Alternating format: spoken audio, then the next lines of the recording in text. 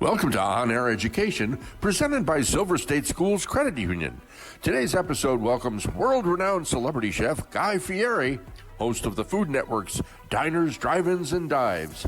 Join host Jonathan Scott and the mayor of Flavortown, Guy Fieri, in their informative conversation about studying culinary arts, the hospitality program at UNLV, and today's restaurant trends.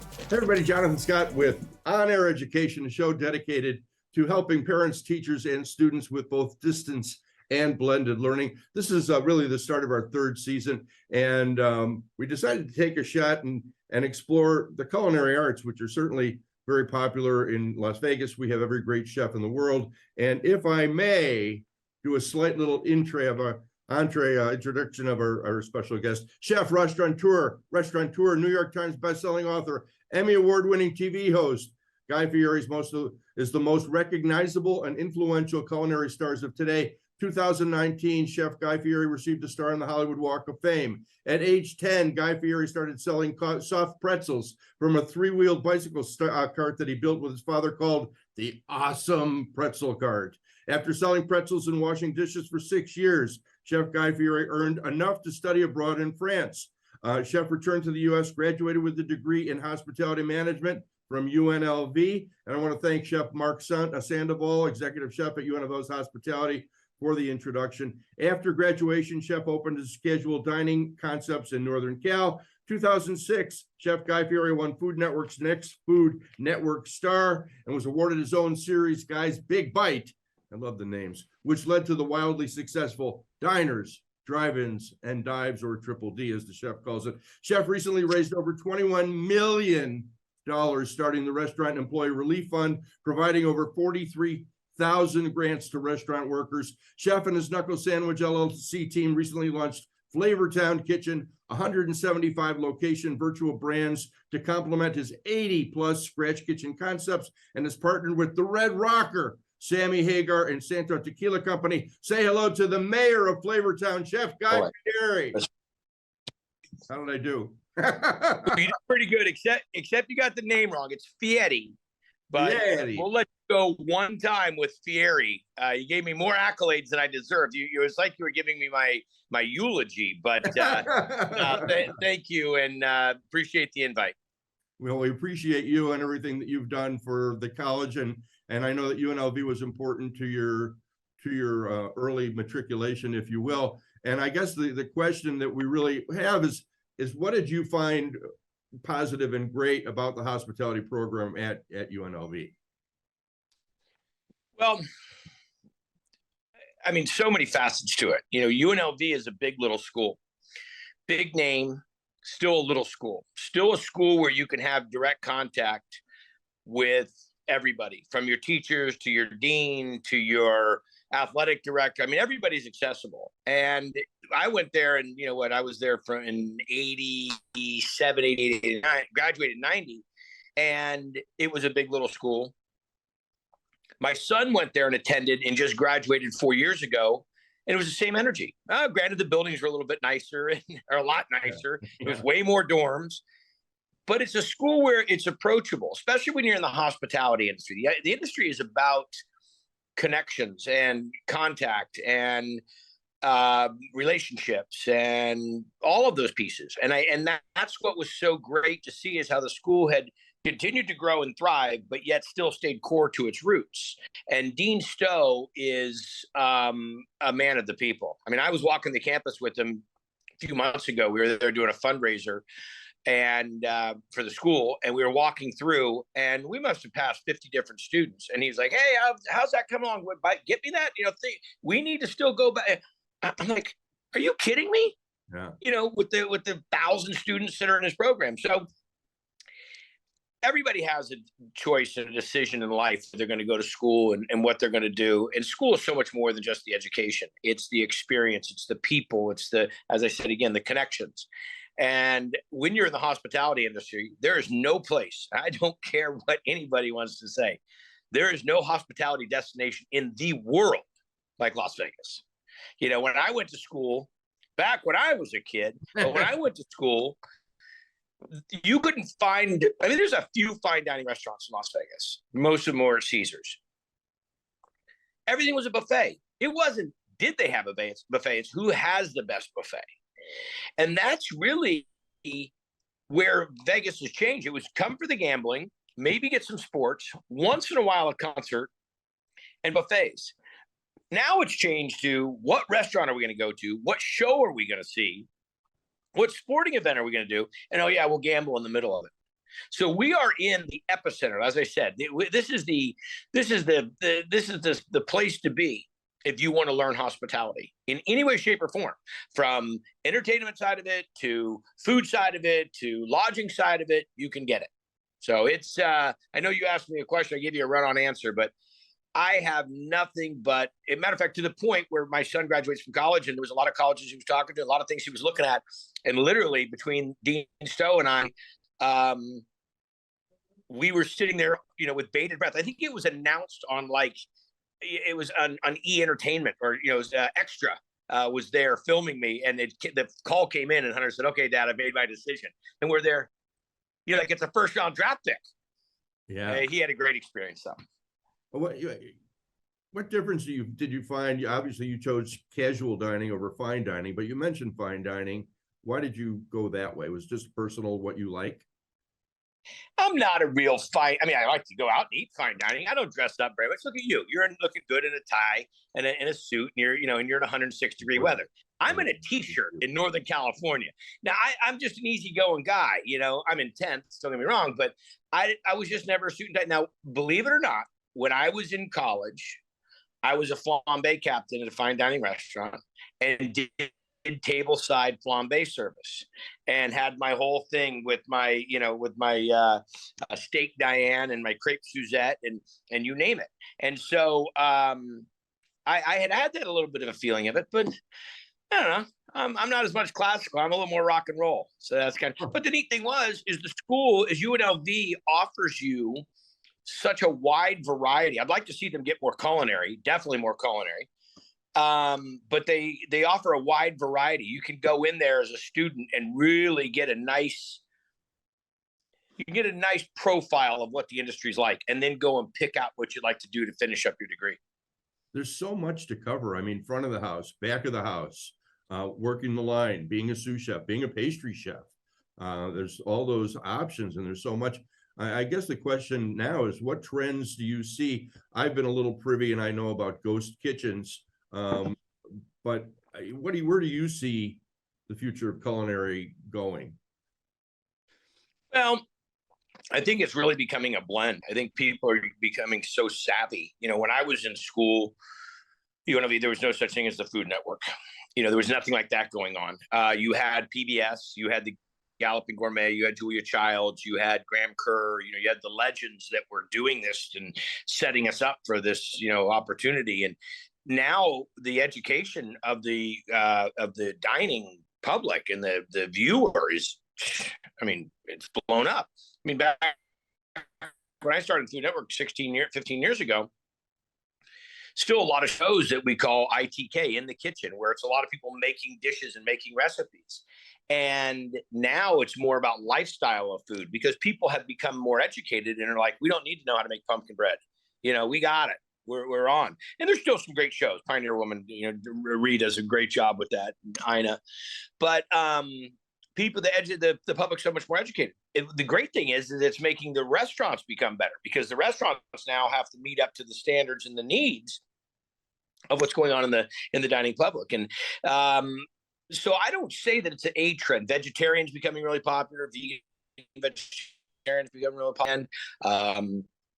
Thematic restaurants, not thematic in like novelty, but like, big restaurant concepts that are going nationwide. So what I tell the young students that are graduating, or young professionals that want to be heavy hitters in this business, is you got to know both sides. You got to know both sides of the coin. You got to know front of the house, back of the house. You got it. You just can't. You can't be as big as you probably want to, or as people want to be. You got to be as great in the kitchen as you're in the front of the house. Maybe your specialty is the kitchen, and or your specialty is the front, but you have to have a good 60-40 balance at least to be a hitter, to really get it. And that's the neat thing about UNLV, is that you have a chance to do that. I never wanted to work in gaming. but I got a great education in my, my casino classes, my gaming classes. Vince Eade was my professor, still a really good friend of mine. I've stayed in touch with quite a few of my professors and great people. But get it all. Get everything you can. Take every class. Go participate in UNLV now. Get anything and everything that UNLV offers, and I think you'll have a good wide range of education and insight, and be more valuable to the industry. You mentioned UNLV, and I certainly, because of my friend Don Ross, attended many of the UNLVs at Paris Hotel, and I read about you starting your wine, and I checked Lee's Liquors. They don't have it. I would call the marketing people. Somebody at Lee's Liquors is not taking care of their UNLV Las Vegas boy. I'll tell you, that's what it is. There was no love. Southern Wine and Spirits carries the Santo Tequila that Sammy, as you so graciously introed, carries the Santo Tequila that we do. And that's carried by Southern. And then Young's Market, it carries our hunt ride wine. So my sons are Hunter and Rider. And so we name everything after them. The ranches and all that stuff are after them. So why not name the wine after them? And beautiful wine. I mean, we do everything from a Meritage to a Pinot to a Chard to a Table Red. So we've got a nice little mix of things out there. But we're getting ready to leave to go to Northern California, where I'm originally from, up a little town called Ferndale. I don't know if you ever saw the movie Outbreak with Dustin Hoffman. I did, yeah. But where that was filmed is the town I'm from, this town called Ferndale. So my foundation is the Guy Fieri Foundation. Don't ask how we came up with the name. But the foundation, once a month, we started the foundation to help people during tragedies. So we have all these fires up here in Northern California. We started the foundation to feed people when the fires happened, because they were evacuating whole towns and people were sleeping on, gymnasium floors, and all there was peanut butter and jelly sandwiches. So I have the resources. We have this 50-foot long commercial trailer that's a commercial kitchen on a trailer. So we're able to go and feed 5,000, 10,000 people in a day. So when we do not have the tragedies, we can't sit idle.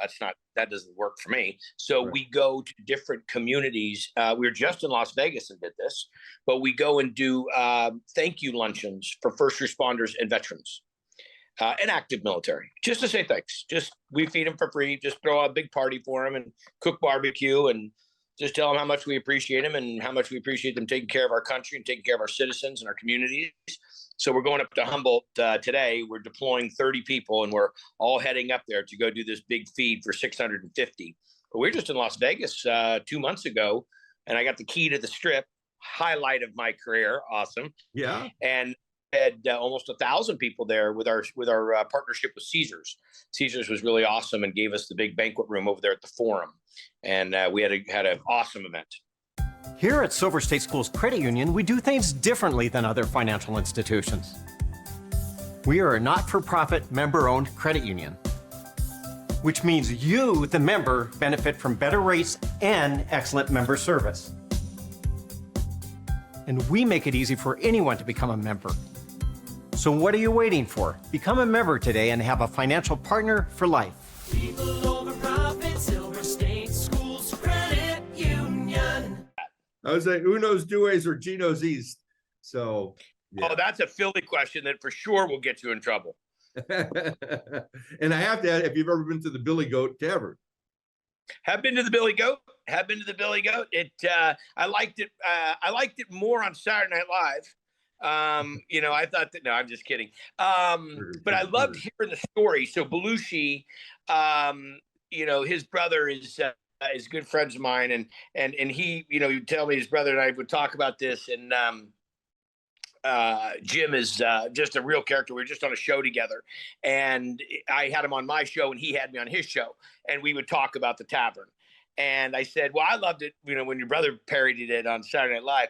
But, the first time I ever had it was in the airport in Chicago. There's a little food court at the airport in Chicago. And even if I wasn't in that terminal, I would always hustle down there to go get hot Italian beef, and really nice people. So, and great history. Again, back to the history. You love to see places that have done it and continue to do it the way they did it. It used to be all the reporters would go down there, Rick Hogan and all the guys from the Sun-Times and Tribune. Yeah, because it's underneath the subway or something, right? Under the bridge. Yeah, it's under Wacker Drive. Hamburgers. What would be the perfect Guy Fieri hamburger? There you go. I know you Picking can't that have an egg on it. So we have burger joints on Carnival Cruise Lines on I think 25 ships right now all over the world, and it's one of the highlights of the culinary experience. I'm not a big burger fan. I got to be 1,000% on, and I'll tell you why. Because I think a lot of times people do not treat them with respect. It's like, hey, I know everybody will eat it. We get a patty, we'll cook it, however we cook it. Get a couple pieces of bread, look like a bun. We'll make that happen. We'll put some stuff on it, and here you go. And it's this piece of American culture and history that has been so. I mean, you can get it at a gas station. Now, I'm not saying that's wrong, but you can get it at a gas station, and that sometimes lends itself to people thinking that it can just be whatever. Okay. Different than fried chicken. You get fried chicken out of a gas station. You can fry something, leave it in the hot lamp. It's not going to die on you. A burger's going to die. A burger needs to be cooked right. Okay. It needs to get the right treatment. It's going to get the right seasoning. It needs to get a great bun. Any of the accoutrement that goes with it needs to be fresh, sliced, thin, crispy, crunchy. It has to be done right. So a burger is very simple, and if it's done right, it's great. If it's not done right, I'm not a big fan. Vegas, we had Le Cordon Bleu for a while here, and we don't have it anymore. And I guess my question, when you went to France to study cooking, aside from more butter on everything, what makes French cooking different than the rest of the world? Well, I didn't go. I was only 16 when I went to France. I went to a high school. I didn't even go for cooking. I went just because I wanted to be an exchange student, but I didn't speak any French, so that kind of made it tough. But the French food that I ate was what I called real French food, because it's what we ate at home. This thing of everything being over cheesed, over sauced, over buttered wasn't really the way we ate. It's kind of like everybody saying, oh, you go to America and it's all, the streets are lined with cheeseburgers and pizza. No, it's not that. It's really not. Same thing with Italy. You go to Italy and there's so many different regions to France, and so many different regions to Europe, to the United States. Go eat something in New England and then go eat something in Phoenix.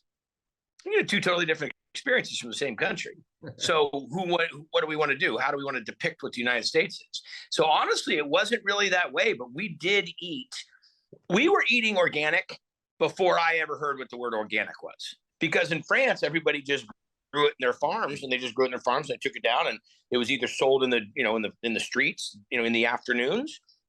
But the French culture was so amazing because we had lunch was the thing. Then there was a break between lunch and dinner, and then people would reopen their stores, and then you'd have a light dinner. Dinner wasn't the big hit. It was just crazy the way we lived and what we ate. There was no convenience stores, no snack foods. I mean, you'd go to the grocery store and maybe there'd be, there was an area for chips, but it wasn't like this, like the States where we have the whole aisle full of any flavor. And granted, that's just continued to grow. Now, I will say this: when I went back to France multiple times, but in my most recent visit, 4 years ago, I went to the same grocery store in the same town I grew up in, right, that I lived in. And all of the fresh produce aisles and all the fresh food aisles were gone. And there was a big row of freezers. And I said to my best friend from France, who still lives there, I'm like, what happened? And he goes, America. He gives me. When I went to France and my daughter was young, she looked at me and she said, Dad, if we lived here, I'd have to learn how to start smoking. Well, and that's even getting better now, though. But it's, it's a different culture. That's what I try to share with people all the time. If you want to be great in this industry, you've got to really immerse yourself in it. If you want to really, you got to really know the depth of it. You got to have the feeling for it. And I think there's a lot of ways to do that. I mean, some people do it through reading. Some people do it to online master courses. Some people do it from being in the trenches like I was my whole life in the business. But you gotta, if you get a good base foundation like UNLV, do yourself the next favor and make sure that you kind of get a little bit of extra buffer out there of something that really interests you. Maybe you become a wine sommelier. Maybe you become a nutritionist, whatever. I mean, there's just a lot of different ways that you can achieve this, but UNLV is a great start. Have you been approached to do a master online course? Oh, they've talked to me about a few of these things. I got a little bit of a busy schedule. I mean, I've got, 4 shows. I produce 8 shows. I've got 95 restaurants and product and things and stuff. And, I think everybody jumped on the opportunity to get you because we know you're so busy. There may be something that comes out, but right now I think everybody's doing such a great job with it. There's so many fantastic offerings. I was just had some young chefs come to me the other day and say, how can we go to next? I said, listen, on your phone, the next time you're going anywhere and download it and watch it on the plane and get this master's course. I mean, there's so much information that you're crazy not to be obtaining it. I mean, back when I was going to school, you had to go to the library to get it, remember the Dewey Desk. I spoke with a chef the other day and he brought up an interesting point. He for young people that are starting in culinary, an opportunity to do a food truck. Yeah, food trucks are a dicey one. I worry about people that jump into them.